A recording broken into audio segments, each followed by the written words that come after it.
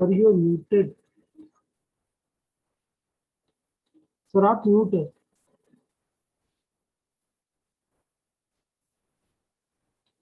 So, welcome friends, and welcome to this next lesson of our Vedic astrology classes, ongoing course. And this is after a gap of 4 days. So I hope, you all have done your revision. I'm sorry I didn't give the homework as was requested. But anyway, homework is, homework or no homework, whatever has been done, उसको अगर आप लोग खाली revise भी कर लेंगे तो that is sufficient homework. Okay, I hope the concepts are clear, but because now we are sort of now entering the business end. That means now अभी prediction techniques अब हम अभी तक हमने basics of prediction techniques जैसा हमने बताया था, we had started basics of prediction techniques. Now we are going to start the how to go about predictions. So today पहला कदम हमारा जो है prediction में कैसे हमें देखना है किसी चार्ट के में अगर आता है तो क्या क्या उसमें देखना होता है, what all do we have to see. So very important now, so you have to listen to every word and understand the concepts. तो आज हम डिस्कस करेंगे हाउ सबसे पहले हम डिस्कस करेंगे अभी आप लोगों को functional malefic, functional benefic, then more or less strong planets, weak planets, इसका कॉन्सेप्ट सब आ गया होगा. Somebody asked me group में that that Gemini लग्न में कोई functional malefic planet नहीं होता है. So Rahu and Ketu, that also only if they are not if they are weak, not well placed, and etc etc. Rahu and Ketu can do. Rahu and Ketu अच्छा result भी देते हैं material front पे. But Rahu, of course, is a very, very deceptive planet. It can, it can flatter to deceive, as we say in English. वो एकदम से आपको कुछ देगा, then sudden downfalls Rahu दिखाता है. That is one of the traits of Rahu. It will take you up, it will take you to heights, and suddenly you'll find that you had a very bad fall. Not a gradual fall, abrupt and a sudden fall. Like they say, na, Rahu is like, it acts somewhat like Mars. Mars का भी यही है. Mars, it's very explosive and very implosive also. So sudden वो fits में काम करता है. So anyway, we'll come on to all that later. Now, the first step in predictions हम कैसे करते हैं? See, predictions में, before what are the tools or the components of prediction? Number one, आप लोगों ने दशा का कॉन्सेप्ट क्लियर है आप लोगों को, महादशा, अंतरदशा.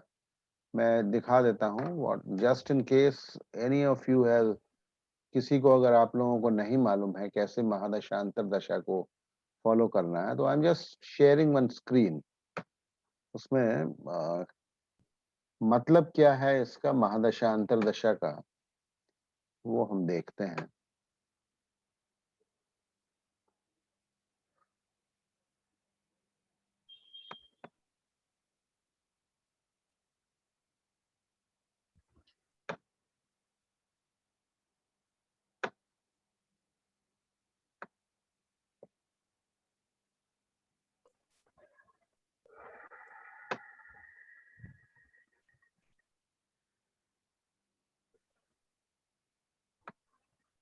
देखिए ये एक चार्ट है जो हमने खोला है अभी. दिस इज द प्रश्न चार्ट अभी फॉर दी अभी एक्चुअली जो अभी चल रहा है, just to understand. Now suppose you have to predict something regarding this regarding this horoscope. ठीक है, आपको कुछ प्रेडिक्ट करना है. तो व्हाट इज दी, पहले तो वो हमने फर्स्ट स्टेप्स में पढ़ लिया था. You have to identify the functional malefics and the functional benefics. ठीक है, कौन कहाँ बैठा है, मिड पॉइंट पे कौन बैठा है, एमईपी पे कौन बैठा है. ठीक है, all that you have to identify and note down. then you can start, after that you can start predicting. Once you understand what are the functional malefic benefics and which are strong planets, which are weak planets, वो सब हम पढ़ चुके हैं। लेकिन अब हम predictions को कैसे टेक अप करते हैं? जस्ट बाय अंडरस्टैंडिंग कि वीक प्लैनेट कौन है और स्ट्रांग प्लैनेट कौन है, तो हम प्रेडिक्शन तो नहीं कर सकते हैं ना। तो अभी हम देखेंगे प्रेडिक्शन का फर्स्ट स्टेप जो होता है वो होता है हम महादशा देखते हैं। दिस इज, ये देखिए, ये जो है ना, ये स्टैटिक इंडिकेशंस हैं।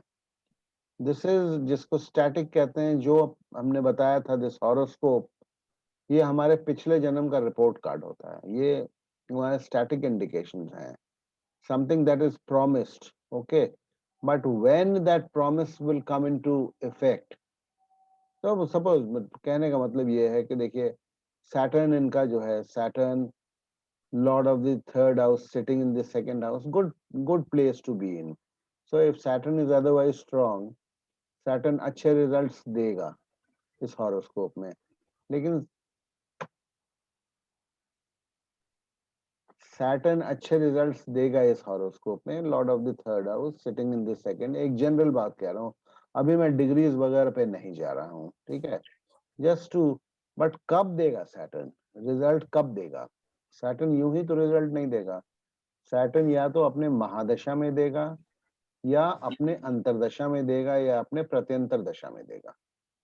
So we have to wait for Saturn to get the result of Saturn, whatever Saturn promises. So Saturn in this horoscope, ये इस horoscope में Saturn दूसरे भाव में बैठा है तो दूसरे भाव का रिजल्ट देगा, तीसरे भाव का वो लॉर्ड है तो तीसरे भाव का भी रिजल्ट देगा, ठीक है। और वो किसको देख रहा है, किससे देखा जा रहा है, वो सब हम पढ़ेंगे। बट ये समझिए कि अभी now suppose I ask you, ये जिसका हॉरोस्कोप ये है, इनकी महादशा क्या चल रही है अभी? आप ये मुझे कहाँ से देख के बताएंगे? बताइए, इनकी महादशा क्या चल रही है? किसकी महादशा चल रही है? केतु का सर। केतु का। देखिए, ये दशा टेबल्स उधर हैं। ये दशा लॉर्ड, डी मतलब दशा लॉर्ड, महादशा जिसको नॉर्थ इंडिया में बोलते हैं, और ये दशानाथ बोलते हैं साउथ इंडिया में, ठीक है। तो दशा केतु की महादशा चल रही है, ठीक है। तो केतु, और ये कब तक चल रही है? 18, these are ending times, 18/1/2022 तक this person is under the sway of Mahadasha of Ketu. Okay, so now we have to understand that Ketu के results हमें मिल सकते हैं, ठीक है। Ketu is sitting in the 12th house, not a very good position to be in. Okay, ठीक है, ये उच्च का है, but it's in the 12th house, not a very good position to be in. So very good, not very good results are promised. But this is a general thing. Mahadasha lord का काम जो होता है ना, महादशा तो वीनस की 20 साल की होती है, केतु की 7 साल की होती है, ठीक है। जुपिटर की 16 साल की होती है, 16 इयर्स की होती है। तो यूनिफॉर्मली तो रिजल्ट हमें नहीं मिलेगा जो वीनस का या महादशा लॉर्ड का सिग्नल। तो सबसे इंपॉर्टेंट होता है अंतरदशा, या भुक्ति का जो है ना, अंतरदशा लॉर्ड यादि भुक्तिनाथ का जो है रोल सबसे अहम होता है, दैट इज मोस्ट इम्पोर्टेंट। उसको देखने के लिए हम क्या करेंगे? हम यहाँ केतु पे डबल क्लिक करेंगे। डबल क्लिक करेंगे तो ना, ये आप देखिए, ये केतु की महादशा में, केतु के महादशा में रिमेनिंग पीरियड देखना है। This is all gone. अभी जो प्रेजेंट डेट हम चल रहा है, प्रेजेंट डेट क्या चल रहा है? केतु में इनका सैटर्न चल रहा है। केतु की महादशा में सैटर्न की अंतरदशा चल रही है। So primarily this person, Yes, sir. हाँ, That is completed, sir. It is till January. Sorry, it is completed. तो केतु में इनकी मरकरी की मरकरी अंतरदशा चल रही है, या मरकरी की भुक्ति चल रही है, ठीक है। ये 12/1/2021 को सैटर्न खत्म हो गया। ये देखिए, एंडिंग डेट एंड टाइम है यहाँ पर। तो 12/1/2021 सैटर्न वाज ओवर। शनि की अंतरदशा, केतु के महादशा में शनि की अंतरदशा इनकी खत्म हो गई जनवरी 2021 में, एंड मरकरी की इनकी अंतरदशा शुरू हुई। सो नाउ वी से कि अभी इनको मेनली मरकरी के जो सिग्निफिकेशंस हैं इस हॉरोस्कोप में, ठीक है, मरकरी जिसका प्राइम डिटर्मिनेंट है, depending on the strength of Mercury उसके रिजल्ट्स इनको मिलेंगे। और this is the first concept that you have to understand. Antardasha lord is the most important. उसके बाद इसमें अब हम डबल क्लिक करेंगे। अभी से फॉर एग्जांपल मरकरी क्या है इसमें, mercury is the Lord of the 10th house, the house of profession. Okay, Yes, sir. Sitting in the 6th house. ठीक है, ये 6th हाउस नौकरी का भी होता है और बीमारी का भी होता है। तो एनीवे 10th का रिजल्ट प्रॉमिस करता है, 6th का रिजल्ट प्रॉमिस करता है। अभी कितना वीक है स्ट्रांग है उसमें हम नहीं जा रहे हैं, जस्ट हम देख रहे हैं कि मरकरी के जो भी इसमें मरकरी के जो भी सिग्निफिकेशंस है, मरकरी किसके साथ बैठा है, mercury which house is Mercury aspecting, by which planet Mercury is aspecting, all those results will come into play during the Antardasha of Mercury. Okay, so that will be for approximately 1 year, 2021 January से 2022 January तक, 1 year तक, जिसमें कि about 5-6 months have already passed. इसलिए mercury का main role रहेगा इसमें। फिर भुक्ति या अंतरदशा के बाद प्रत्यंतर दशा होती है। प्रत्यंतर दशा देखने के लिए हमें देखना है केतु में मरकरी में किसकी प्रत्यंतर दशा चल रही है। So right now this person is in the pratyantar dasha of sun, Sun. which will be over on 21st. Okay, today is the 16th, it will be over on 21st. कोई इनके सूर्य की अंतरदशा खत्म हो जाए, प्रत्यंतर दशा खत्म हो जाएगी। उसके बाद these are short periods or a few months, 1 month here there, 1 month 2 months 3 months ऐसे करके होता है। ठीक है, तो but the main player is mercury. दशा अंतरदशा लॉर्ड जो है ना, वो उसका मेन रोल होता है इन अ नेटिव्स लाइफ। जितना दिन भी ये अंतरदशा चलती है उतना दिन that particular period is dictated by the antardasha. Okay, the the general path or the map uska is it's shown by the mahadasha lord. Uska strength kaisa hai, kya hai, that sets out a road map how this period is going to be, but the main player will be the antardasha lords. Okay, and in that date wise इस month में क्या होगा, mercury 10th का है, profession का lord है, sitting in the 6th. Okay, then फिर सूर्य, ये 1-2 महीना सूर्य जो चलेगा, how the period will be, this is how we will understand that भाई। हम एक चार्ट से उसको समझेंगे। ठीक है, 1-2 चार्ट से, इलस्ट्रेशन से we will understand this. This is number 1। ये कैसे प्रेडिक्शंस का ये सबसे पहला स्टेप जो है ना, understanding the concept of the अंतरदशा lord, that has a sway, that has the maximum sway. उसके बाद of course transits are there. The next step is transit. You cannot do predictions only through antardasha, only through the dasha lords. All these planets, the dasha lords thereby meaning the main dasha lord, that is the dasha mahadasha lord, the antardasha lord, the pratyantar dasha lord, then the sukshma dasha lord, ye sukshma, and the pran dasha lord. All these for a particular date or for a few dates they combine to give the result. Main देता है Mercury decides क्या होगा, what are the significations that are going to play out. The significations that are going to play out in the Mercury अंतरदशा, which will be, अभी हमने कितना देखा, 1 साल देखा करीब, उसमें मेनली 10th हाउस से कनेक्टेड, 6th हाउस से कनेक्टेड हमें रिजल्ट्स मिलेंगे। प्रोफेशन से मिल सकते हैं, नौकरी मिल सकती है, या बीमारी हो सकती है। That will depend on the strength और वीकनेस ऑफ द अंतरदशा लॉर्ड। ये हमें देखना है। This is the first step you have to understand. Prediction में हमें कैसे ये चीज देखना है। ठीक है, इसको हम एक एग्जाम्पल से समझेंगे। ये क्लियर हुआ कि नहीं, ये बताइए। ये फर्स्ट स्टेप है। किसी भी Clear, sir. में Mahadasha Lord just, it just sort of lays down the road map.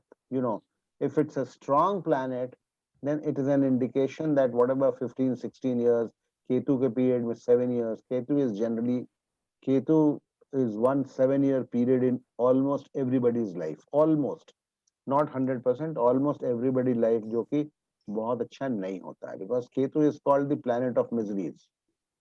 तो ये हमें समझना है केतु उसका, of course you have to see the strength and weakness of Ketu that we have already studied and we will be studying further. ये concept समझने के बाद फिर हम quantification of strengths and weaknesses of planets पढ़ेंगे. That is about 2 lessons away.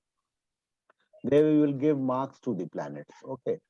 So ये first, ये this lays down the roadmap. This is the main player, Antardasha या Bhukti Nath, Bhukti Lord.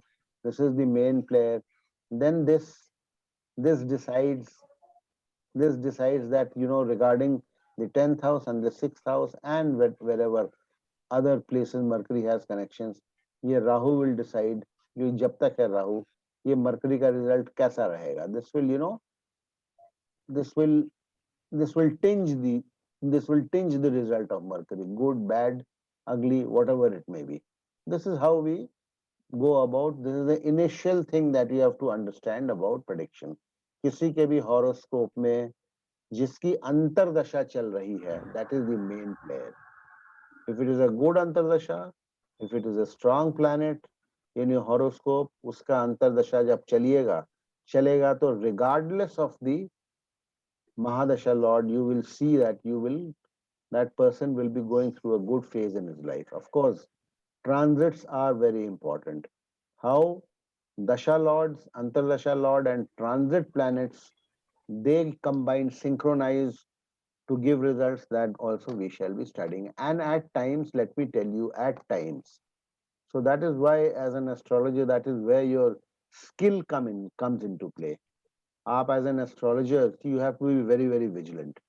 आपको बहुत vigilant रहना होगा, क्योंकि transit आपके हमेशा control में होना चाहिए. As an astrologer, you should be knowing कि आज on any given day, where are the planets in today's panchang, in today's horoscope. That means को किसी के भी horoscope में आज का transit आपको मालूम होना चाहिए. And anyway, वो बाद में देखेंगे. That comes with a lot of practice. तो ये अगर हो गया तो फिर हम एक चीज और उस दिन हमने आप लोगों को पढ़ाया था, फिर मैं उसको रिपीट करता हूँ, वो देख लीजिए आप लोग. एंड वो आप लोग कर लीजिएगा, because it is important now that we are getting into the prediction part. ये देखिए, उस दिन हमने एक चीज आपको दिखाया था, ये खुल जाएगा तो बताइएगा. Open sir. ओपन. See, ये हमने उस दिन आप लोगों को बताया था, but again, I am emphasizing on this. Speed of planets, okay? कितना दिन एक planet एक राशि में रहता है, ये आप लोग को मालूम होना जरूरी है. ठीक है, ये आप लोग को मालूम होना जरूरी है. And you must always be alert as an astrologer to know that today आप किसी like today अभी राहु केतु कहाँ बैठा हुआ है. You should moon का I can know. Moon के लिए you may have to look up if you're out of touch for 4-5 days. Moon moves very fast. But the major planets you should know that Rahu as on date in anybody's horoscope is sitting in Taurus. Okay, and Ketu is sitting in, where is Ketu sitting? It is sitting in Scorpio. Okay, where is Saturn sitting? Tell me, where is Saturn sitting? Capricorn, sir. Saturn is in Capricorn. And where is Jupiter sitting? Aquarius. Aquarius. तो ये आप लोगों को as astrologers आप लोगों को मालूम होना चाहिए. इसीलिए स्पीड्स देखिए, ये याद कर लीजिएगा. उस दिन भी हमने ये स्क्रीन खोल के दिखाया था. सन stays in one rashi for 1 month. Moon stays in one rashi for 2.25 to 2.5 days. Mercury, it varies 14 to 30 days. Venus 23 days to 2 months. Mars 1.5 months. Jupiter stays in one rashi for 1 year. Saturn stays in one rashi for 2.5 years. And Rahu and Ketu, they stay in one rashi for 1.5 years. ठीक है, उसी तरीके से ये जोडिएक का round कितने दिन में लगाते हैं. सन 1 साल लगाता है, मून 1 मंथ लगाता है, मरकरी 1 साल अप्रोक्सीमेटली लगाता है, वीनस फिक्स नहीं है बिकॉज इसका बहुत वेरिएबल है, 23 years 2 months रहता है, फिक्स नहीं है। मार्स 1.5 months, तो 18 months लगाता है। जुपिटर 1 year लगाता, 12 years लगाता है to go round the zodiac. Saturn लगाता है 30 years। तो आपके लाइफ में मैक्सिमम 3 बार सैटर्न आता है। If you have if you were born when Saturn had just entered a Rasi, then that means if you're going to live for 100 years, it might come for a 4th time, come back to from where it started.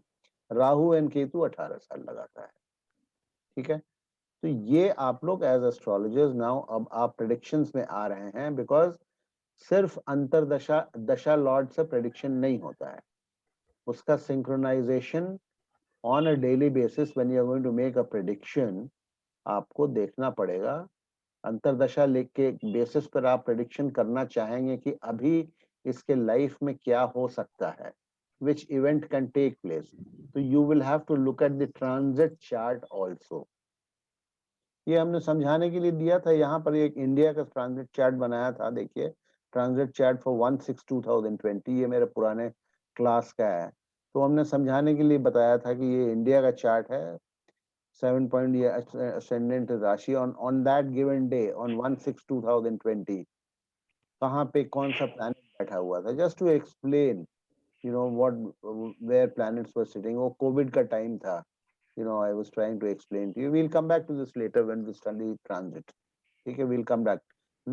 अभी हम अंतरदशा lord को देख रहे हैं। तो ये मैं फिर अभी दूसरा एक वो चेंज कर रहा हूँ। अभी अंतरदशा लॉर्ड को हमको कैसे स्टडी करना है वो एक एग्जाम्पल चार्ट से हम समझने की कोशिश करेंगे। Now this is very important, थोड़ा सा Yes. अलर्ट रहिए एंड ट्राई एंड गेट इसको थोड़ा इसका कॉन्सेप्ट को थोड़ा दिमाग में बिठाना पड़ेगा and it requires a lot of practice. Okay, analysing खुल गया है, ये हैज दिस कम? खुल गए सर। खुल गया है, ठीक है। Analysing role, analyzing role and results of the sub period। Antardasha lord को सब पीरियड भी कहते हैं, सब पीरियड महादशा को मेन पीरियड कहते हैं, अंतरदशा को सब पीरियड भी कहते हैं, प्रत्यंतर दशा को सब पीरियड भी कहते हैं, ठीक है। Sub period, analysing role and results of sub period slash अंतरदशा लॉर्ड। अंतरदशा किसी का क्या चल रहा है उसका हम अभी ट्रांजिट को नहीं ले रहे हैं, ओके। सो हम लोग समझने की कोशिश करेंगे कि प्योरली अंतरदशा जिसका चल रहा है, जिस प्लैनेट की अंतरदशा चल रही है, उसका हमें कैसा रिजल्ट मिलेगा। ये आपके सामने एक चार्ट है, ठीक है। नाउ ये सारे कॉन्सेप्ट्स आप लोगों को पता हैं। असेंडेंट है, ये फर्स्ट हाउस है, 25 डिग्रीज यहाँ लिखा हुआ है, विच मीन्स व्हाट? 25 डिग्रीज अगर लिखा हुआ है यहाँ ascendant, what does that mean? MEP MEP of all the houses, that this means is 25 degrees। effective points of all the houses is 25 degrees। okay, so that it सभी जगह नहीं लिखा है हमने, कोई कहीं नहीं लिखा मिलेगा आपको, मिलेगा in some charts you will get it, but ये this is one of the concepts of systems approach। okay, the rising degree of the ascendant लग्न, आप जब पैदा हुए थे उस समय आपकी लग्न जितने डिग्री की थी, ये सारे हाउसेस की मोस्ट इंपॉर्टेंट पॉइंट बोल लीजिए या मोस्ट इफेक्टिव पॉइंट बोल लीजिए, मिड पॉइंट बोल लीजिए, व्हाटएवर सूट्स यू। समझने के लिए this is the most, call it the most sensitive point। okay, sensitive points of all the houses। ये सारे houses के sensitive points हैं। यहाँ मैं पॉज करके पूछ रहा हूँ बिना हेजिटेशन के, हमसे कोई भी आप लोग पूछ लीजिए कि एमईपी का कॉन्सेप्ट आप लोगों को क्लियर है कि नहीं, क्या मतलब है इसका? Yes। रिमी ने अभी हम लोगों को ज्वाइन किया है शायद after a long gap. Rimi, आप एमईपी का कॉन्सेप्ट क्लियर है आपको? मिड पॉइंट, ठीक है। ये Yes. कहने का मतलब है ये मिड पॉइंट पर कोई प्लैनेट रहेगा या ट्रांजिट में मिड पॉइंट को क्रॉस करेगा किसी भी घर की, या किसी का जो है कि दृष्टि रहेगी मिड पॉइंट पर, तो इम्पैक्ट ज्यादा होगा, ठीक है, किसी भी। अभी देखिए इसको हम लोग समझते हैं, ये this is a Sagittarius ascendant का, ये जो है सैगिटेरियस असेंडेंट का ये हॉरोस्कोप है, ठीक है, Yes. सैगिटेरियस का। तो इसमें वो मोस्ट मैलेफिक प्लैनेट कौन सा है? Moon. मून है, because it is Moon. 8th house with its And the मूल moon. त्रिकोण राशि देयर, ठीक है, Only Rashi. Yes. ठीक है। एंड वी आर प्रिज्यूमिंग कि मून की अंतरदशा चल रही है, मून की अंतरदशा चल रही है, ठीक है। Yes, sir. तो मून इज एमएमपी, एमएमपी का मतलब मोस्ट मैलेफिक प्लैनेट, सबसे अशुभ ग्रह। इस हॉरोस्कोप में मून को, ये फिक्स्ड है, ये राशि वाइज मैलेफिक प्लैनेट्स फिक्स्ड हैं, ये आप लोग पढ़ चुके हैं। Moon is most malefic planet sitting in the 3rd house, देखिए मून 3rd हाउस में यहाँ बैठा हुआ है, ठीक है, and afflicting the 3rd house badly. Why is it afflicting the 3rd house badly? Why? Is that the MEP? MEP तो भी इट पता इज नहीं. Very to the MEP, MEP. ठीक है। एमईपी चूंकि 25 डिग्री असेंडेंट का है, तो हर एक भाव का, हर एक घर का मिड पॉइंट जो है वो 25 25 डिग्री बोल मानेंगे हम।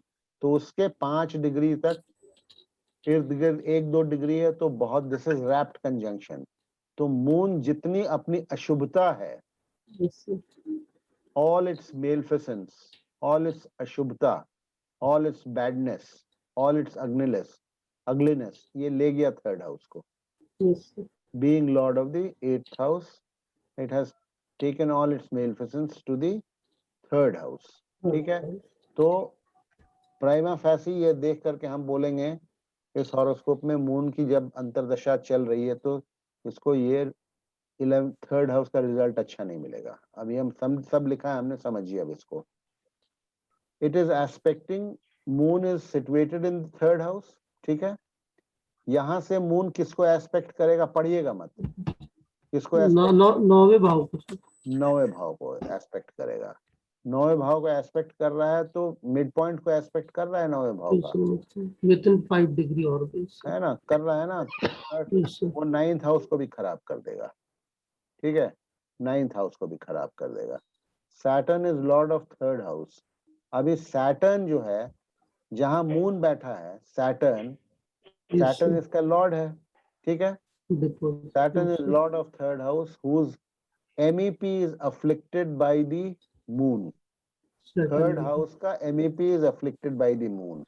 तो किसी का MEP अगर अफ्लिक्ट होता है, तो वो प्लैनेट भी अफ्लिक्ट हो जाता है, If it is मूल त्रिकोण राशि, sir. इफ इट इज मूल त्रिकोण राशि। नॉन मूल त्रिकोण राशि में भी आएंगे वो अभी, ठीक है। नहीं, नॉन मूल त्रिकोण राशि भी अगर मिड पॉइंट अफेक्ट होता है, तो दैट राशि इज अफेक्टेड, उसका लॉर्ड अफेक्टेड नहीं होता। नॉन मूल त्रिकोण राशि इसका लॉर्ड का अफेक्टेड होगा, बहुत ज्यादा कॉन्सेप्ट नहीं है, ठीक है। Sir, if it is a non-मूल त्रिकोण राशि, then that bhava will be affected. आएंगे And that, आएंगे, we will come to that, अभी छोड़ दीजिए उसको, अभी अभी मत, अभी जो concentrate on this, yes, we will come to that, okay. Saturn is lord of 3rd house, whose MEP is afflicted by moon, so Saturn becomes very weak, yes, sir. as it is already weak. Why is Saturn already weak, बताइए आप हमको। Why is Saturn already weak? Yeah, because It's it is a sitting in a 6th house, sir. Sitting in a 6th house and 3 अंश का. 3 अंश का है। So Saturn is already weak by being in the 6th house, a malefic house, and it is in infancy, बाल अवस्था में है, 5 degree से कम का है। तो although I have some reservations, वो हम कभी बाद में बात करेंगे, अभी प्रूवन नहीं है, इसीलिए हम उस पर नहीं बात करते हैं। सैटर्न ऑलरेडी पहले से वीक है, क्योंकि 6th हाउस में कोई भी प्लैनेट आ जाएगा, कोई भी प्लैनेट 6th, 8th और 12th में, तो वो वीक हो जाता है, ऑलरेडी वीक है, और इन्फेंसी में है तो वीक है, it is already quite weak. Plus now it's मूल त्रिकोण राशि is very badly affected, so Saturn is almost 0 power हो गया सैटर्न का। Saturn is finished now. So Saturn in this horoscope is, you know, it is reduced to more or less zero power, आप कह सकते हैं, ठीक है? So Saturn becomes very weak. ये पढ़िए इधर third line में, as it is already weak, being in the state of infancy and sitting in the malefic 6th house. Now, Sun is in the 4th house, which is a good placement. Why are we talking about Sun? Tell me, why are we talking about Sun? हम Sun के बारे क्यों बात कर रहे हैं? Sun कहाँ से आ गया? Lord of ninth house. हाँ, क्यों? क्योंकि मून जो है most malefic planet 9th house को एस्पेक्ट कर रहा है, और 9th हाउस का लॉर्ड कौन है? Sun. सन है, ठीक है? So sun has also become weak. Sun is in the 4th house, which is a good placement. Placement से प्लैनेट को स्ट्रेंथ मिलती है, ठीक है? Which is a good placement, and longitude wise also 15 degrees का तो फुल स्ट्रेंथ में है, ठीक है? बट इसका मूल त्रिकोण राशि जो है ना, मून से अफ्लिक्टेड है. So sun becomes weak, but not as weak as Saturn is becoming. Okay, sun भी अब वीक हो रहा है. हाँ, yes. So the sun I could not understand, sir. Can you just Sun tell you me? could not understand. Yeah. See, any malefic planet, any functional malefic planet, okay, if it Okay. is afflicting any other house, especially the Mool Trikona house, any house, Yeah. then the lord of that Mool Trikona house will become weak.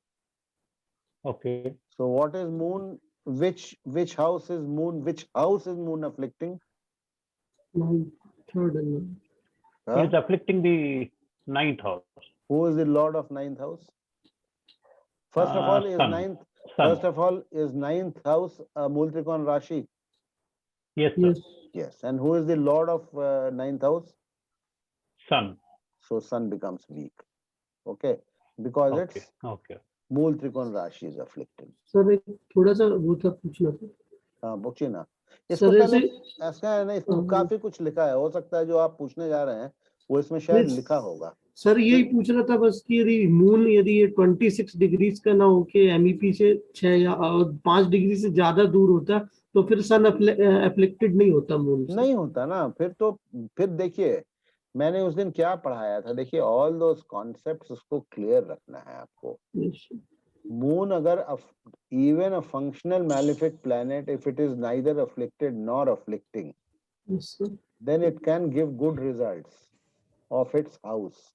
अगर Yes, moon यहाँ 5 degree का होता मान लीजिए, तो ना तो वो अफ्लिक्टेड किसी से था, ना वो किसी को अफ्लिक्ट कर रहा था. It was sitting in a good house, ठीक है? yes, sir. It was sitting in a good house. So moon would have given the good results of the 8th house that it owns. That is its particular signification. जैसे inheritance and easy money दे सकता है moon, Yes, sir. ठीक है? अभी moon नहीं दे सकता है, because moon जो है, moon बहुत weak हो. प्लीज म्यूट कर लीजिए. देखिए, जिसका भी है, मैं तो मेरे स्क्रीन पे तो आप लोग नहीं है, इसलिए मैं म्यूट नहीं कर सकता. Please keep yourself muted. तो ठीक है, इज दैट क्लियर? सन वाला Yes, जितना sir. Yes, clear sir. हो गया ना. So Yes, sun sir. Also Yes, becomes yes. Weak, but I told you to see moon has made this house very weak and third house where it is sitting very weak. Both are Mool Trikona Rashis. So both their lords, the lord of the third house as well as lord of the 9th house, they will become weak. Saturn has become Okay. very weak because Saturn is, पहले से Saturn is sitting in the 6th house and it is 3 degrees. Moon on the other, Sun on the other hand is sitting in a good house, which is the 4th house, and it is at 15 degrees. So it is not as weak as Saturn. So Moon will impact Sun, but it will not make it as weak as Saturn. ठीक है? Yes, sir. दोनों week हो गया, लेकिन Saturn ज्यादा week होगा. अभी उसका रिजल्ट्स क्या होगा देखिए. As moon is as moon is the MMP and afflicting, it is afflicting. So during its sub period, that means during its antardasha, it will thoroughly spoil its general and particular significations. Now, what are the particular significations of moon in this house? Particular significations are the house related that to belongs to moon, 8th house, and earth. where it is sitting. Okay, so 3rd house and 8th house का results वो बहुत खराब देगा. ये इसके particular significations हैं. General significations moon के होते हैं. मून मदर का कारक है, मून एजुकेशन का कारक है, मून लॉन्गेविटी, बहुत चीज का जनरल कारक होता है, उसमें भी हम लोग आएंगे. ठीक है, जनरल कारकेश हम पढ़ाएंगे आपको. आप ये समझिए मून का जो भी रोल है,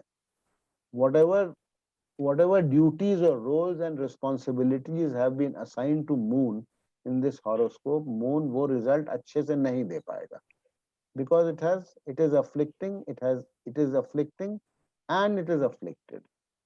ठीक है, so it will not give the, as moon is MMP and afflicting, you have to understand this term afflicting, it is very important. And only a functioning malefic planet can afflict. So during its sub periods, that is sub period matlab antardasha period, it will thoroughly spoil its general and particular significations. It will not allow the significations of the 3rd house and 8th house and of Saturn also to prosper. ये याद रखिएगा. Saturn का क्या significations होगा? 7th Saturn is supposed to give the result of the 3rd house, but Saturn को इसने totally weak कर दिया. तो Saturn भी अपने दशा अंतरदशा में, because it is weakened because of the moon, अपना results नहीं दे पाएगा Saturn. ठीक है, okay. Now we are coming to Saturn. Saturn during its sub period will also not be able to give results that it promises, that are assigned to it. Let us put it that way. Saturn के जो results हैं relating to 3rd house से जो हम लोग देखते हैं, 3rd house से हम देखते हैं initiative, courage, you know, the initiative to do something, younger brothers, ये सब जो है इस nativity का खराब हो जाएगा, जो भी 3rd house से हम देखते हैं. 8th house से जो हम देखते हैं, 8th house एक तो वैसे ही house of danger है. ठीक है, हाउस ऑफ डेंजर है, सीरियस एलिमेंट्स है, एक्सीडेंट्स है, एटसेट्रा एटसेट्रा. और जो पॉजिटिव्स है 8th हाउस का, वो है लॉन्गेविटी है, एंड देन इजी गेन्स है, इनहेरिटेंस है. ये सारा जो है ये खत्म हो गया. All this positive aspects. Negative aspects, इसका एक्सीडेंट हो सकता है, इसको हमेशा कुछ ना कुछ ऑब्स्ट्रक्शंस आएगा, specially obstructions related to the 3rd house. Okay, he will not have the guts, the courage to take a decision and do something in life. This is how the 3rd house will play out. Saturn also during Saturn, देखिए, follow the cursor. Saturn during its sub period will also not be able to give results that it promises. Okay, so no moon, afflicting a particular house and aspecting a particular house, उसका कितना देखिए जो है moon के tentacles कितने फैल गए, है ना, मून के टेंटिकल्स कितने फैल गए. Okay, now sun is somewhat strong. Sun is somewhat strong, as we already हम बात कर चुके.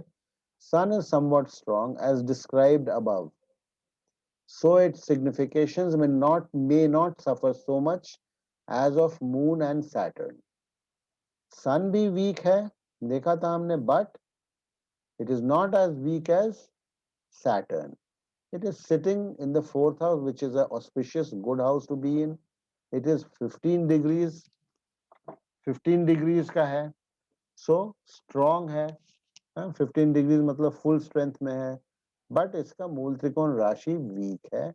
But still, sun it is not that it will give 0 results, like Saturn will give 0 results. Sun will not give 0 results. Okay. Sun is somewhat strong as described above, so its significations may not suffer so much as of moon and Saturn. 1 second, just hold the line, please. मैं थोड़ा सा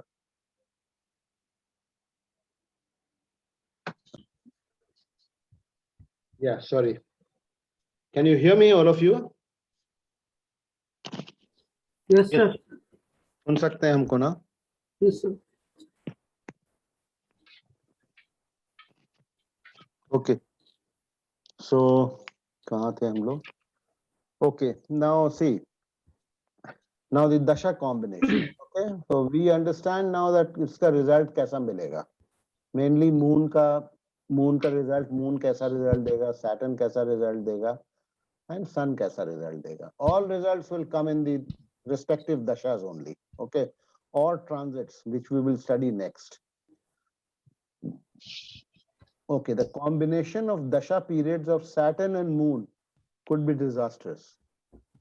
Saturn महादशा में moon का अंतरदशा या moon के महादशा में Saturn का antardasha, that particular period could be disastrous. Okay. Mahadasha lord, if moon की महादशा आएगी तो मून की महादशा 10 साल की होती है. मून बहुत खराब भी होगा तो पूरे 10 साल सेम रिजल्ट्स नहीं आते हैं. I told you कि उसमें antardasha lords they have this sway. Maximum जो है इम्पैक्ट होता है वो अंतरदशा का लॉर्ड होता है. तो moon will just lay down a path, you know, road map बना देगा. वो 10 years may not be very brilliant, but if there are very strong अंतरदशा periods coming in, then those periods could be relatively ठीक होगा वो. Moon will not have a during its mahadasha, but when the antardasha of moon comes or the antardasha of Saturn comes, they are thoroughly weak. So you know they could be disastrous. उसमें उसको कुछ भी नहीं मिलेगा.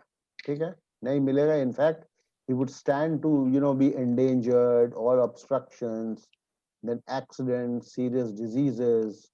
Okay, छोटे भाई से problem, all that moon और Saturn की अंतरदशा में उसको मिल सकता है. Mainly it is the अंतरदशा that has an impact.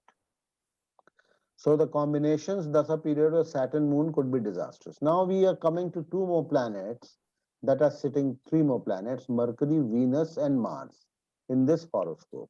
Okay. Mars on the other hand will give good results of the 5th house, 5th, 11th during its antardasha, and will also help 2nd house significations and 6th house to some extent. Why Mars will give good results? Now look at Mars. Where is Mars? It is placed in 11th house. Mars is in the 11th house. ठीक है, very near to, almost in the MEP. MEP है तो 11th house का अच्छा result आएगा. अच्छा result आएगा. 5th house का अच्छा रिजल्ट आएगा. 5th हाउस को एस्पेक्ट कर रहा है, अच्छा रिजल्ट आएगा during its antardasha, and will also help the 2nd house. Why it will help the 2nd house? Why also it will help the 2nd house significations? Why? Because aspect. Fourth aspect. It is a non-मूल त्रिकोण house, but ऐसा नहीं है. non-मूल त्रिकोण house का result मिलता है if there is a good impact on it, or if it is a bad impact तो उस हाउस का रिजल्ट मिलता है. It does not initiate an event that I will explain to you. That उस दिन हमने explain किया ना, 7th house से marriage देखते हैं, but अगर मूल त्रिकोण राशि नहीं है तो उससे हम marriage को initiate, marriage का event उससे initiate नहीं होता है. But it is not that if a मूल त्रिकोण राशि is not there in the 7th house, then it will not impact your marriage.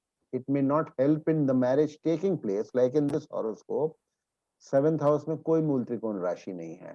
इसका लॉर्ड मर्करी है. Mercury has no role to play in fixing up the marriage. But if during transit, or if some malefic planet is having an impact on this house, then marriage could be disturbed. 7th house signification could be disturbed. Anyway, तो Mars देखिए, Mars is well placed. It is in the most auspicious house. Well placed है. ठीक है. It is aspecting the 5th house. So 11th का, 5th का, 2nd का अच्छा result देगा Mars. And 6th को भी it is aspecting the 6th house also. So it will help improve the 6th house also to some extent. Mercury and Venus also promise good results of the 10th, 11th respectively, and also of the 5th house. Why Mercury and Venus, they promise good results because Mercury is sitting in the 5th house, good place to be in.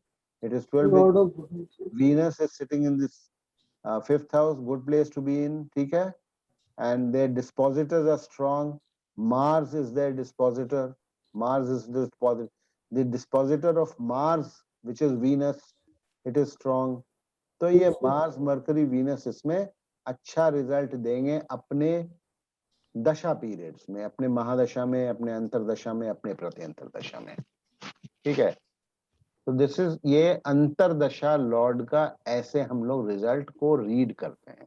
What ever their promises are. Mars के क्या क्या promises हैं इस horoscope में? Particular significations are 11th में बैठा है. तो 11th जो है, 11th ये इनका हाउस है, एल्डर ब्रदर्स, एल्डर सिबलिंग्स का हाउस है. ठीक है? 5th house for children, speculation, you know, romance, aesthetic part, your emotions, you'll have emotions under check. ठीक है? etc etc. ये सब मार्स उसको हेल्प करेगा. ठीक है? एंड मार्स अपने पीरियड में Venus will be helped by Mars in its अंतरदशा and Mars will be helped by Venus in its अंतरदशा. ये दोनों एक दूसरे के घर में बैठे हुए हैं. जो मिड पॉइंट में है वो ज्यादा इम्पैक्ट करेगा. Mars is near the midpoint, so Mars will have a greater role to play when Venus Antardasha also is running. Okay, Mars, on the other hand, Mercury and Venus also promise good results of the 10th, 11th respectively. Why 10th, 11th? Because Mercury owns 10th and Venus owns 11th. Okay? And they are sitting in the 5th. And respectively also of the 5th house. Okay, now look, Mars or Moon. Suppose Mars की महादशा है. Mars की महादशा suppose है. 7 years की होती है Mars की महादशा. और उसमें Moon की अंतरदशा आती है. तो how will the result be? Will it be good or will it be bad? no, bad range. Bad. May not be too good. Too good I am using in the sense because Mars is the Mahadasha Lord. And Moon is very bad, it is Antardasha. But Mars thoda to संभालेगा, कुछ ना कुछ तो. Had it been, you know, Saturn Moon, as I have told you, both are gone case. Saturn Moon hota to it would have been disastrous. But Mars is good, Moon is very weak, and it is the most malefic planet. May not be too good. Whereas Moon Mars could be good because Moon is the Mahadasha Lord. Okay, Mahadasha Lord doesn't have a very big role to play. Mars is the Antardasha Lord, very strong, very powerful, so it will be good. Depends on the percentage strength of the planets that we will come to later on. The Antardasha Lord has this sway, as I told you. Read the combination of Moon, Mercury, Venus along the same lines. Same lines आपको combination देखना है. महादशा किसका है, अंतरदशा किसका है, and accordingly you have to, you know, read the results. So this is, ये अंतरदशा स्वामी का, अंतरदशा या भुक्तिनाथ के रिजल्ट को हम कैसे पढ़ते हैं, ये हम इस तरीके से देखते हैं. Of course उसको हम अकेले नहीं पढ़ते हैं, because I told you ये घूमते रहते हैं, ये प्लैनेट्स घूमते रहते हैं, इनके ऊपर ट्रांजिट इम्पैक्ट्स भी होते हैं. एक दूसरे से जब टकराते हैं या फिर एक किसी हाउस के मिड पॉइंट पे पहुंचते हैं, all those factors they come into play. But just to understand in isolation, suppose there was no transit, suppose let's understand it this way, suppose transit का कोई इम्पैक्ट नहीं होता हॉरोस्कोप के ऊपर, then what is written here would have been 100% correct. But it is not as simple as that. ये हमने खाली बनाया है आपको समझाने के लिए कि भुक्तिनाथ का या अंतरदशा स्वामी का क्या रिजल्ट हम एक्सपेक्ट कर सकते हैं. ठीक है ना? Have I started the recording or not? Yes, sir. तो ये कुछ क्लियर है या इसमें कुछ सवाल है? आराम से, because you see this is probably सबसे इम्पोर्टेंट कॉन्सेप्ट जो है, अब ये one of the most important concept है। ये प्रेडिक्शन की पहली सीढ़ी है, फर्स्ट स्टेप प्रेडिक्शन। सर ये आपने अभी बताया था जैसे मून का हाँ। कि मून इस हॉरोस्कोप में मान लें 26 डिग्रीज का ना होके 15 डिग्रीज का होता है, हम्म, तो उतने यानी रिजल्ट अच्छे, उतने बुरे रिजल्ट नहीं देते सर। नहीं वो अगर 15 डिग्रीज का होता तो मून अपने मून का जो प्रॉमिस है वो अच्छा रिजल्ट देगा। आप देखिए, इस बात को समझिए। Sir in spite of the Lord of earth, In spite of being lord of eighth, it will give you the good results of eighth house. यही थोड़ा सा confusion. It will give you the good results of eighth house.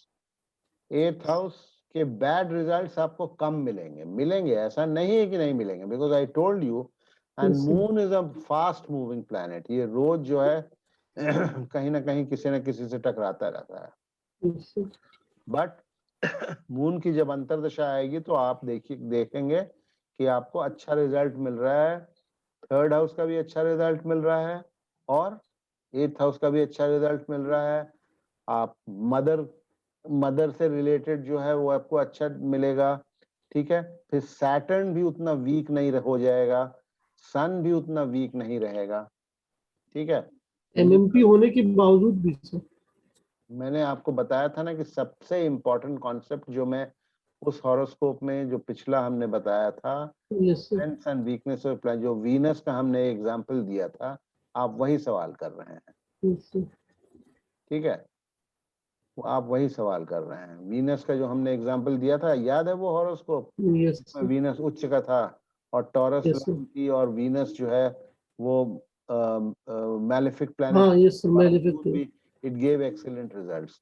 Yes वही हो जाएगा अगर moon जो है ना, मान लीजिए 15 डिग्रीज का हो, तो it is away from the MEP, so it is not impacting the house it is sitting in, neither is it aspecting the house that it is aspecting, it is not impacting, afflicting rather, afflicting term use कीजिए, that अगर 15 degree का हो जाएगा तो वो किसी को afflict नहीं कर रहा है, ठीक है ना।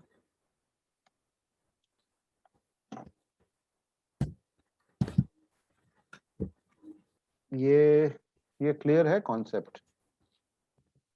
इसको देखिए, आप लोग को प्रैक्टिस करना होगा। ये 4 दिन की जो छुट्टी मिलती है ना, और मैं थोड़ा कोशिश में हूं कि थोड़ा जल्दी इसको खत्म आप लोग आता काफी है, इसीलिए मैं बहुत ज्यादा, चूंकि सबको वैदिक का थोड़ा थोड़ा आइडिया है, तो इसलिए मैं बहुत ज्यादा मतलब ड्रैग नहीं कर रहा हूँ। आई एम कंबाइनिंग 2-3 लेसन्स, हमने combine, we are going quite fast, but anyway, नहीं अगर समझ में आता, देखिए ये मैं यहाँ पॉज कर रहा हूँ, आप लोग देखिए, इसको पढ़ लीजिए एक बार, फिर से पढ़िए, एक एक लाइन पढ़िए, और उसको आपके सामने खुला हुआ है।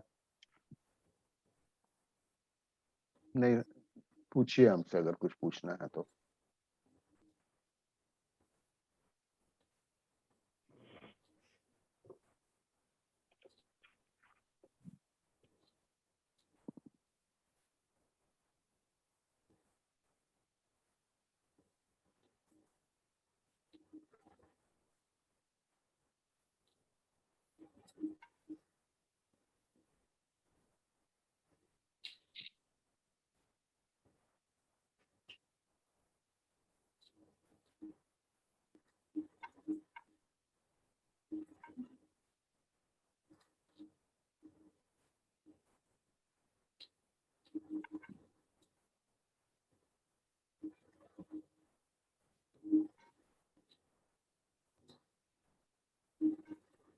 ठीक है,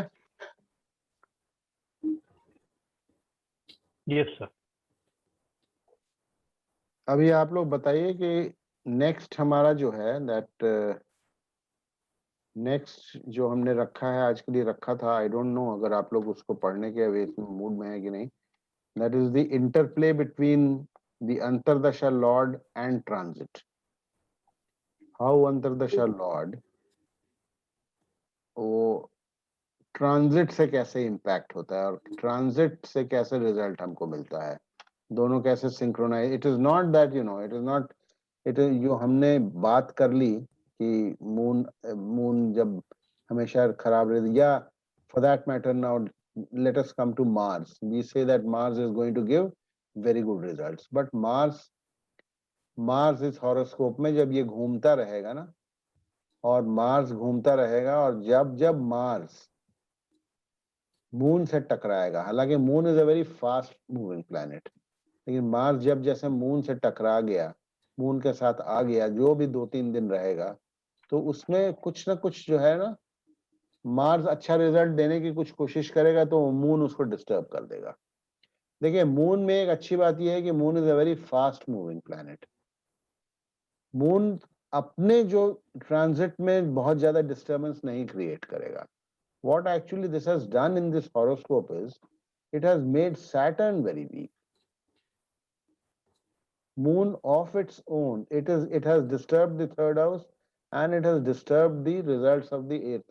Fruits of the eighth house are gone in this horoscope. Fruits of this house, except remedial measures कुछ कर लीजिए, वो कर लीजिए, तो फिर उसमें हम कुछ उसमें रिट्रीव कर सकते हैं, बिकॉज रेमेडियल मेजर्स कुछ नहीं है, वो कर्म ही है। रेमेडियल मेजर्स जो हम लोग सजेस्ट करते हैं वो कर्म है, तो कर्म से ही पिछले जन्म के जो है ना, पर कर्मों का जो ये रिजल्ट कार्ड है, उसमें हम लोग कुछ इम्प्रूवमेंट कर सकते हैं। But moon what it has done mainly more than moon, because it is a fast moving planet. Suppose ये मून मिड पॉइंट पर कितने देर रहेगा? एक घर में तो 2.25 दिन रहता है मून, तो मिड पॉइंट पे कितने देर रहेगा? मिड पॉइंट के 5 डिग्री इधर उधर, 1-2 दिन, कुछ घंटे रहेगा, 8 घंटे कुछ घंटे रहेगा, तो इसलिए बहुत ज्यादा डिस्टर्बेंस नहीं क्रिएट करेगा मून। ठीक है, अब जैसे है 6th हाउस में सैटर्न बैठा हुआ है, 6th हाउस में आएगा, और भी अगर कहीं कुछ वीक है प्लैनेट्स अगर ट्रांजिट में, हेल्थ का सिग्निफिकेटर जैसे जुपिटर है, वो कहीं ट्रांजिट में वीक है, तो फिर मून मान लो 6th में आता है या जुपिटर से मिलता है, टकराता है कहीं 6th हाउस में, तो उस आदमी को कुछ जो है सर्दी खांसी एस्थमा इस टाइप का कुछ हो जाएगा। बट मून चूंकि फास्ट मूविंग प्लैनेट है, हाँ, अगर वो कभी, अब इस हॉरोस्कोप में हमने राहु केतु को नहीं डाला हुआ है, राहु केतु को नहीं डाला है, फिर कंफ्यूजन खाली समझाने के लिए, मून कहीं राहु केतु से टकरा जाता है तो हो सकता है कि वो एक्सीडेंट करवा दे। राहु केतु डिपेंड करता है कहाँ बैठा हुआ है। मोस्ट जुपिटर भी हमने इसमें नहीं दिखाया है, मान लीजिए जुपिटर, इसमें जुपिटर अगर, हाँ, if it comes across a very weak planet, जैसे हमने बताया ना, सैटर्न के पास जब आएगा मून, सैटर्न के साथ, देन अगर कहीं बैड हाउस में दोनों ट्रांजिट में मिलते हैं, सपोज 8th हाउस में, अपने मूल त्रिकोण राशि को तो उतना डिस्टर्ब नहीं करेगा, लेकिन जो है कहीं अगर ये 12th हाउस में सैटर्न के साथ अगर कभी मिल जाता है चंद्रमा, तो it might result in some disease, take you to the hospital, क्योंकि Saturn sitting in the 6th is already weak, 6th house को इम्पैक्ट कर दिया है, बीमारी हो सकती है, हॉस्पिटल जा सकता है। मून का वैसे a fast moving planet, being most malefic और a malefic planet, does not play havoc. हाँ बोलिए। मतलब चंद्रमा सर जब वृष राशि पे आएगा और सैटर्न भी वृष राशि पे आएगा ट्रांजिट में सर, वृष राशि, हाँ, हाँ, तो ये वृषभ, खराबी कर सकता है ना, yes, खराबी कर सकता है, बिकॉज ये ऑलरेडी दोनों वीक प्लैनेट्स हैं, ये 6th हाउस है, ठीक है, तो ये बीमारी दे देगा, कुछ बीमारी दे देगा। तो दोनों का आना जरूरी है, सैटर्न और मून का नहीं भी? नहीं नहीं नहीं नहीं, आना जरूरी नहीं है। देखिए, वो मैं अभी आ रहा हूँ, दोनों का आना, दोनों का एक साथ मिलना कोई जरूरी नहीं है। ठीक है, मार्स भी तो है, मार्स चंद्रमा के साथ मिलेगा तो मार्स तो अपना पावर लूज करेगा ना कुछ, बिकॉज इसके मेलफिसेंस जो है इससे मार्स अफेक्ट होगा। तो देखिए, वो कॉम्बिनेशन उसको आपको ट्रांजिट हर समय आपको देखते रहना होगा। किसी का हॉरोस्कोप, आप किसी का हॉरोस्कोप उठाइएगा, अगर देखिए आप, पेशेंट कब डॉक्टर के पास जाता है? जब वो बीमार होता है। ठीक है, आपके पास अगर कोई अपना हॉरोस्कोप लेकर के आया है and you know that he is in trouble, तो आप इनवेरिएबली देखेगा कि वो अंतरदशा प्लैनेट के जो सिग्निफिकेशंस हैं उसी से कंसर्न्ड कुछ ना कुछ प्रॉब्लम होगा।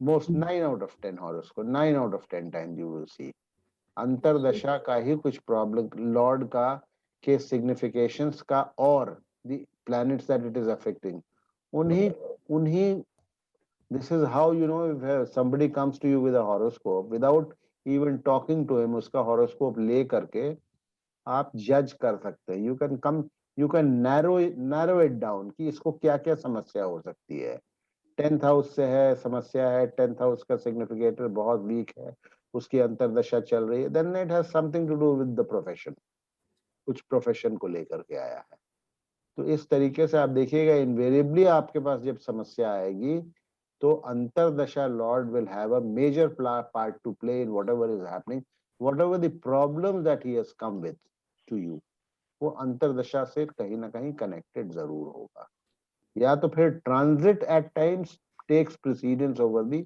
दशा lord that we will study going forward तो ये तो मैंने आपको अंतरदशा पढ़ाया आज Yes, sir. if you want to study how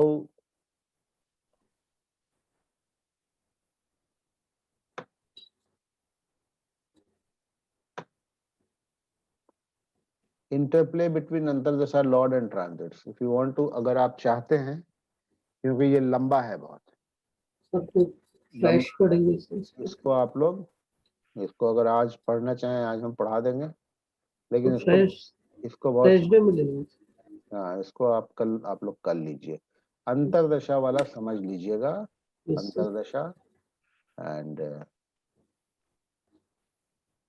अब now we have come to हमारे ऑलमोस्ट 10 क्लासेस हो चुके हैं अब हमारा एकदम जिसको वाकई में बिजनेस एंड कहते हैं it is all predictions concept you know quantifying the strengths of our planets and houses अब यही सब चलेगा उसके बाद then we start with topic wise longevity है तो शादी है तो प्रोफेशन है 2-3 क्लास के बाद तो ये है इसको आज छोड़ देते हैं आज हम फिर नहीं टेकअप करते हैं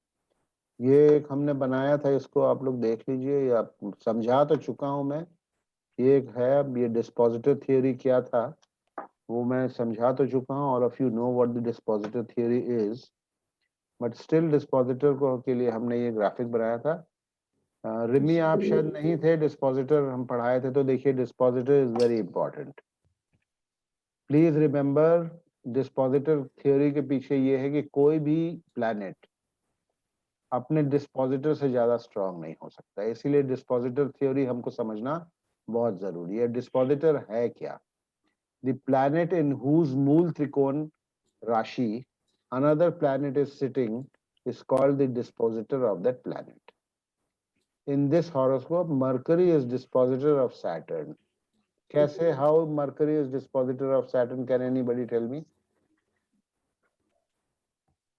Saturn is sitting in the NTR of Mercury. yes जिस भी मूल त्रिकोण राशि में कोई भी ग्रह बैठा होता है कोई भी ग्रह बैठा होता है तो उस मूल त्रिकोण राशि का जो लॉर्ड होता है ना वो उसका डिस्पोजिटर हो जाता है जैसे यहाँ सैटर्न बैठा है कन्या में वर्गो में ठीक है सैटर्न बैठा है तो सैटर्न का डिस्पोजिटर जो है मरकरी हो गया सैटर्न का डिस्पोजिटर मरकरी जो है सेकंड हाउस में बैठा है तो सैटर्न की strength will depend on the strength of mercury Saturn mercury से ज्यादा स्ट्रांग नहीं हो सकता है अपने आप में सैटर्न कितना भी स्ट्रांग 100% इसकी स्ट्रेंथ निकल आ रही है फिर भी मरकरी की स्ट्रेंथ को हम मेजर करेंगे अगर मरकरी 25% पे है तो ये सैटर्न को वीक कर देगा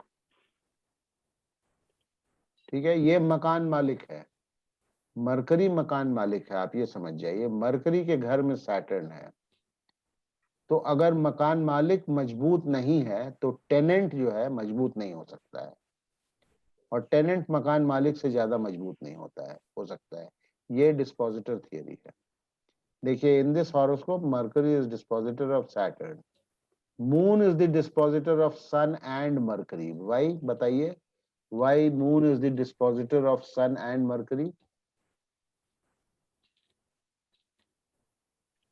because it is in Kark And the Lord of the Karkas moon. Moon. And Moon is sitting in the 8th house. Mars is the dispositor of Jupiter and Ketu. ठीक है? Mars is the dispositor of Jupiter and Ketu. Venus is the dispositor of Rahu. Now, can you tell me who is the dispositor of Mars? Dispositor of Mars, कोई नहीं है sir, because this is not मूल त्रिकोण राशि. कोई इसलिए नहीं है कि डिस्पोजिटर सिर्फ मूल त्रिकोण राशि में अगर कोई बैठा होगा तो डिस्पोजिटर कहा जाएगा. ठीक है? ठीक है ना? Yes sir. देखिए अभी आपको एक और चीज बताता हूँ.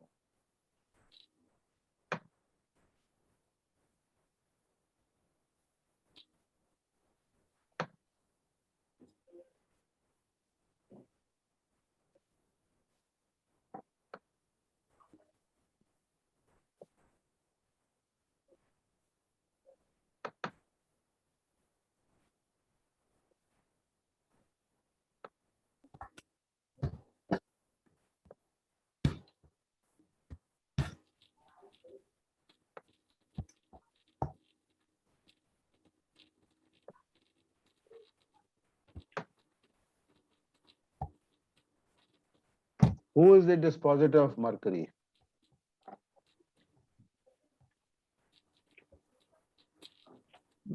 Mercury himself sir. Mercury itself now becomes the dispositor of Mercury. ठीक है ना?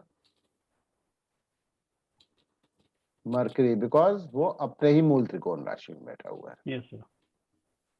Okay, तो इसलिए दिखा हमने there are no dispositors for Venus, Moon, Mars because they are sitting in non-मूल त्रिकोण rashis.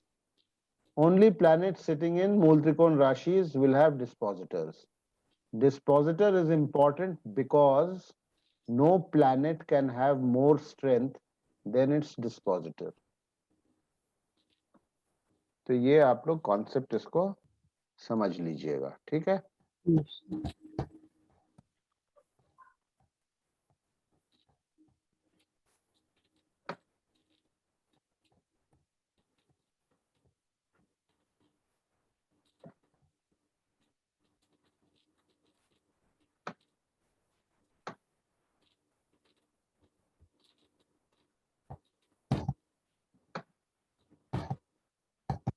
तो सारा कुछ क्लियर था आज?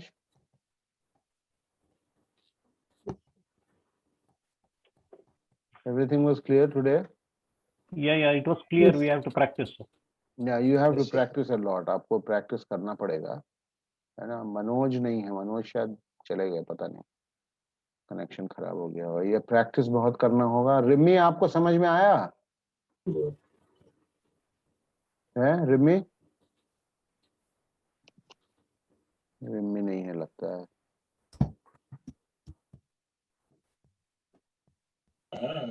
हाँ समझ में आया, हाँ समझ में आया. आप इतना क्लास मिस करोगे तो कैसे होगा? आपको समझ में नहीं आता है. नहीं है. अब बम्बई में का मौसम ज्यादा लगता है, अच्छा लग रहा है, नींद ज्यादा आती होगी. नहीं अभी doctor Vijay Kumar, clear? No everything? Yes, sir. It was very clear. Mister Antony, clear? Sir. Amit ji clear है? Harish yes sir. क्लियर है Yes ना? sir. Yes sir, it's हाँ, clear. जागृति जी क्लियर है ना?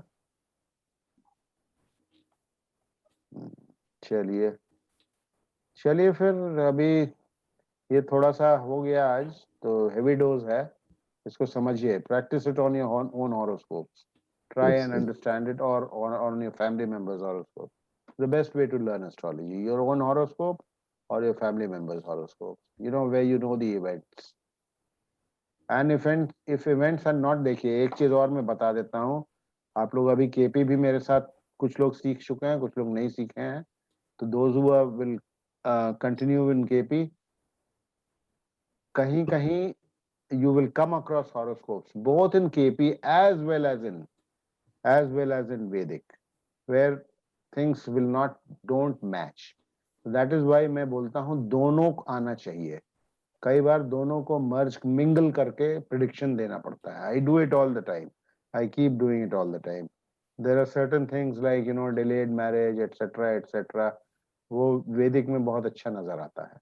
केपी में कई बार, because KP is very heavily dependent on the sublord, which could go awry, just a few minutes time of birth here and there. तो उसमें कई बार नहीं समझ में आता है. तो Vedic gives you a very good, it's a very good hold on the general things.